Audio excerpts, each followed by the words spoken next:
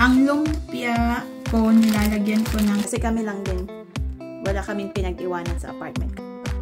Wala kasi kaming time na maningil ng maningil or sila na lang mag-usap-usap, di ba? Hindi na ako kasali. Ayaw natin ng drama.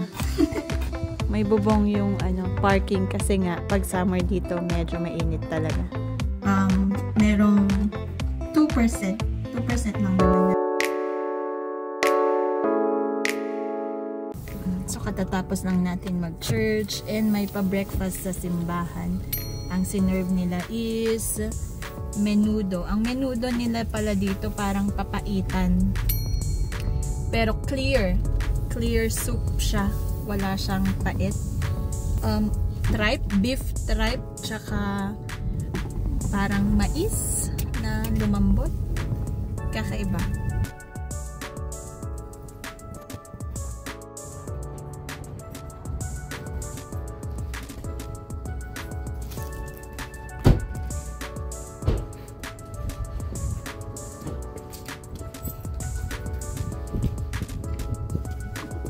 Okay na.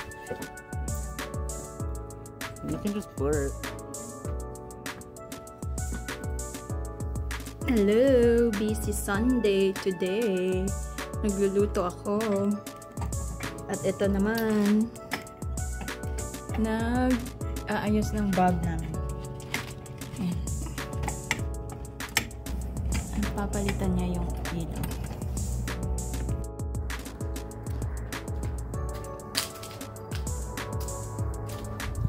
Yan mga ka-truckers, kakabitin natin yung plaka natin. Salamat nga pala kay Boss Charlie tsaka Ma'am Wena dahil nireceive nila itong plaka.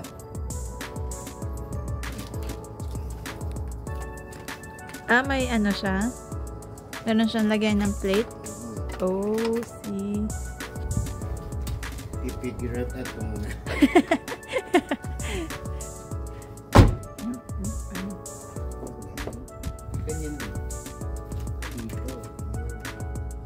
Ito ang apartment namin. May bubong. May bubong yung parking kasi nga pag summer dito medyo mainit talaga. Okay? Magluluto muna ako, Papa. Bye.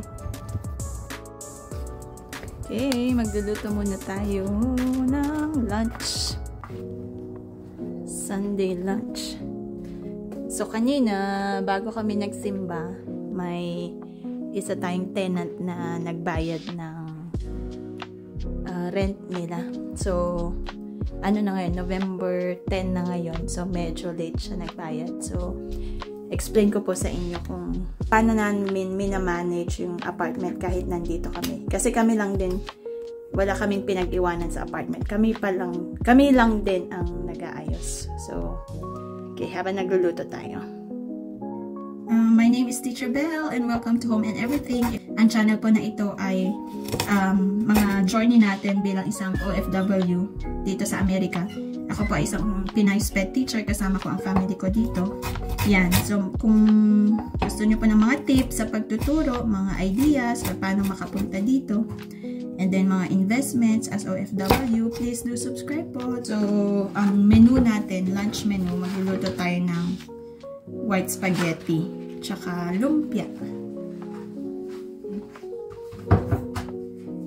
Nakapunta kami sa Filipino store sa Tucson. Kaya nakabili kami ng ganito, lumpia wrapper. Ganito lang ang lumpia wrapper nila, nakapack. Tapos, square siya. Ang ginagawa ko po talaga usually is nagpe-prepare na ako ng maramihan, tapos ilalagay ko siya sa ziplock para madali na lang lutuin. Para hindi na namin maisipan kumain sa labas.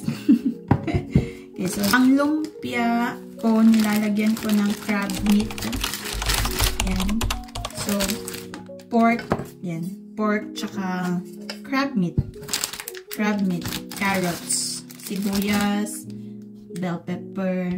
Yun. Yun yung mga nilalagay ko.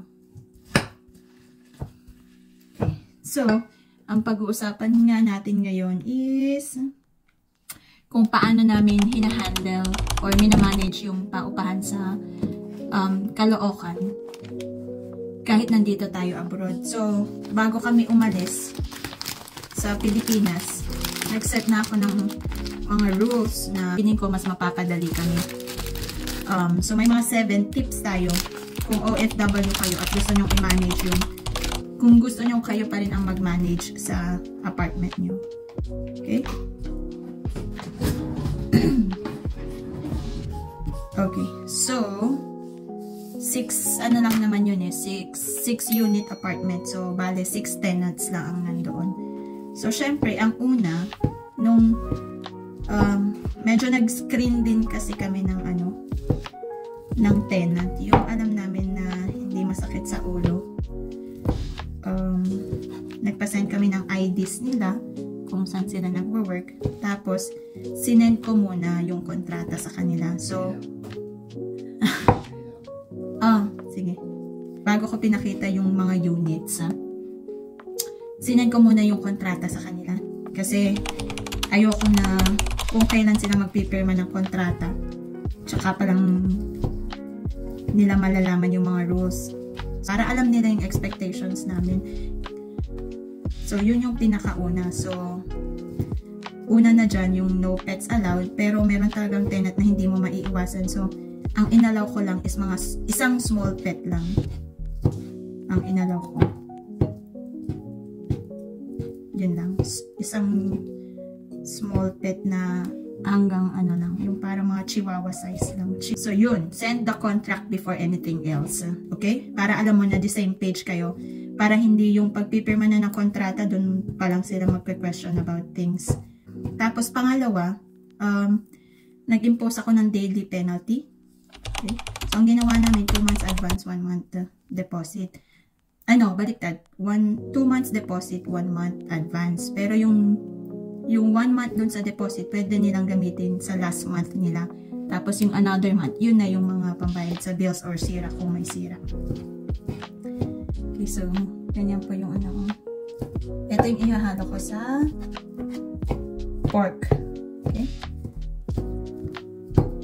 Malasa kasi siya. Pag gumagawa ako ng siomai, nilalagyan ko din nito. So, pag hindi sila makabayad ng first of the month, merong 2% lang naman na daily penalty. Pero yung iba na nagpapa-change lang ng due date, hindi ko na pinapenalty, especially kung nagbabayad naman talaga sila sa araw na sinabi nila. Like kanina, may nag-send ng payment nila through BPI na ang ginawa ko. Dati kasi GCash. Kaya lang minsan, hindi namin ma-access yung GCash dito. So sabi ko sa BPI na lang. So nag-send sila ng payment nila plus 9 days penalty. So, okay na din yun kasi since magkaiba yung time difference natin, parang wala kasi kaming time na maningil ng maningil or mag-remind ng mag-remind. So, sasabihin lang nila, Ma'am Belle, malilate po ako ng bayad ngayon, mag-add na lang ako ng penalty. Ganun lang. So, sabi ko, okay. Alam na nila yun. Para hindi ako singil ng singil, mauobliga sila na magbayad agad because may daily penalty. So, yung ibang ayaw magbayad ng daily penalty, talagang on time sila nagbabayad. Very advantageous din sa part namin na wala kami doon. Pangatlong tip, meron kaming kinontak na isang tao na pag may problem sa electricals, kasi yun ang mahirap sa electricals, yun ang kinokontak namin. So, naghanap talaga kami ng isang taong ganon. Okay? Si Rani. Kung mapanood ni Rani, hello Rani. Tapos, siya na rin yung binigay namin sa mga tenants na contact. So, kung may nasira sila sa bahay, kontakin lang nila si Rani, tapos bayaran nila yung labor niya, ganyan. Pero kung sira sa bahay na chargeable sa amin, binabayaran muna nila. Tapos, tsaka namin kinakaltas binabawas nila sa rent na ibibigay nila. Okay? So, importante po yung sa electrical tsaka plumbing. Electrical and plumbing yung mag-aayos ng ganyan. Okay? Okay, number 4 tip is CCTV. So, ang binili namin CCTV, yung mura lang, yung 1,000 na bulb CCTV. Yung bulb CCTV is para lang for use lang namin. Para nakikita namin kung sino yung labas-masok sa apartment. Tsaka syempre may rules tayo sa contract na bawal ang makalat sa hallway kasi maliit lang naman yung apartment namin eh. So kung magtambak-tambak sila, bawal yun. So nakikita namin. Tapos nagbibigay lang kami ng reminders. So naglagay kami sa first floor tsaka sa second floor. Doon mo rin kasi mahuhuli sa CCTV. Kunyari sabihin nila, ay wala pa kaming malaking pet. Pero sa CCTV nakita na may pet sila. Ayun, wala silang kawala. Tapos number 5, naglagay kami ng big trash cans. Para doon nila ilalagay yung mga basura nila. Tapos nagko-contribute sila. Kasi yung mga tenants doon, mga working. So nagko-contribute sila 20 pesos per month. Para, kumbaga palubag sa loob sa mga basurero.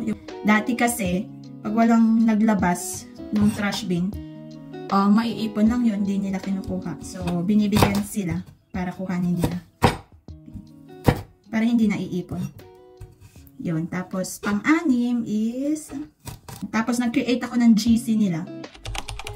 Pero umalis din ako. Kasi ayoko na yung mga complaints doon nila ilagay. Or kung may gusto silang sabihin, ayoko na doon sila ilagay. Pero, yung GC na yun, para sa kanila. Like sa basura, pagbayaran na ng basura, gano'n. Or pag may complaint sila sa isa't isa, sila na lang mag-usap-usap, di ba? Hindi na ako kasali. Ayaw natin ng drama. Sa mga tenant. Pero pag may nagko-complain, yun, dinediretso ko na sa, kunyari, kinocomplain sa kabila, idediretso ko na sa kabila. Gano'n. Okay. Tapos, pinayagan din namin mag-business. Yung nag-rent sa rooftop, pinayagan din namin mag-business. Okay. Kasi, gano'n naman talaga ang buhay. Diskarte lang, di ba?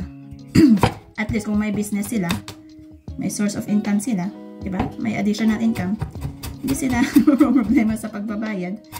Favorable din sa amin yun. Basta ang sabi ko lang, hindi maka-apekto sa ibang tenants. Very helpful din pala na sa apartment talaga. Merong not CCTV, doorbell. Kasi like sa kanila, nagbi-business sila, pero hindi naaabala yung iba kasi hindi bukas sara yung gate kasi nga may doorbell. So hindi na nila kailangan puntahan sa taas. Ito doorbell lang nila. Tapos ibababa na nung may-ari. Nagbi-business siya na Graham Bar. Okay. Na-appreciate ko ang mga taong ganun, yung madiskarte sa buhay. Maganda talaga ang passive income, paupahan, guys. Kasi less stress in the long run. Pag walang masira. So, yun po. So, kung may mga extra budget kayo, pag-ipunan nyo, kahit maliit siya sa value ng peso, hindi naman ganun kalakihan ang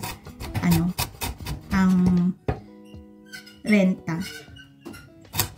Pero continuous ang pasok ng income, especially kung magre-retire na kayo sa Pilipinas, di ba? Yung income nun pwede na pang isang buwan na expenses, pang isa o 2 buwan na expenses. So thank you for watching.